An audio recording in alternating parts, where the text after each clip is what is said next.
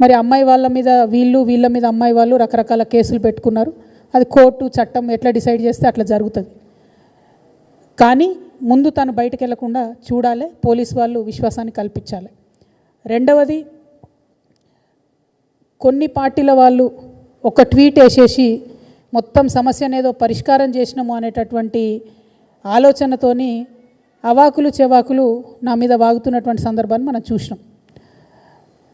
ఒక ఆడపిల్ల విషయం వచ్చినప్పుడు, అది కూడా ఒక మైనర్ అమ్మాయి విషయం వచ్చినప్పుడు, సమాజంలో బాధ్యతాయుతమైనటువంటి ప్లేస్లో ఉన్న ప్రతి ఒక్కరం కూడా కొంత సంయమనం పాటించాలి.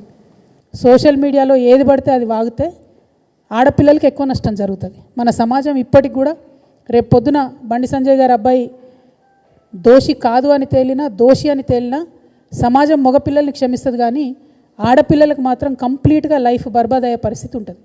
ఇవాళ బీఆర్ఎస్ పార్టీ సోషల్ మీడియా చేస్తున్న అత్యుత్సాహంతో ఏం జరిగింది, బండి సంజయ్ వారి సైడ్ నుంచి వాళ్ళు ఆ ఆడపిల్ల మొత్తం వీడియోలు, ఫేసులు, ఫోటోలు మొత్తం బయట పెట్టారు.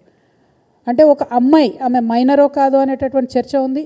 ఆ అమ్మాయి జీవితాన్ని నాశనం చేయడానికి ఇవాళ డైరెక్ట్గా బీఆర్ఎస్ పార్టీయే కారణం.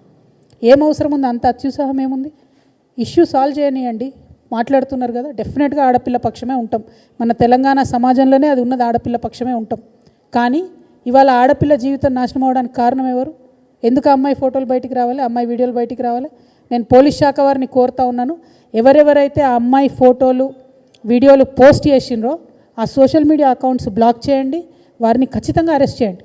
మీ ముఖ్యమంత్రి మీద ఒక చిన్న పోస్ట్ పెడితే ఇవాళ ఎత్తుకపోయి అరెస్ట్ చేస్తున్నారు. కాబట్టి ఒక ఆడపిల్ల జీవితాన్ని నాశనం చేసేటట్టుగా పోస్టులు పెట్టి, వీడియోలు పెట్టి, వాళ్ళ ఫ్రెండ్స్తో ఉన్నప్పటి ఫోటోలు అన్నీ బయట పెట్టినటువంటి అకౌంట్స్ని బ్లాక్ చేయాలి, ఖచ్చితంగా వాళ్ళని అరెస్ట్ చేయాలని చెప్పి నేను డిమాండ్ చేస్తూ ఉన్నాను.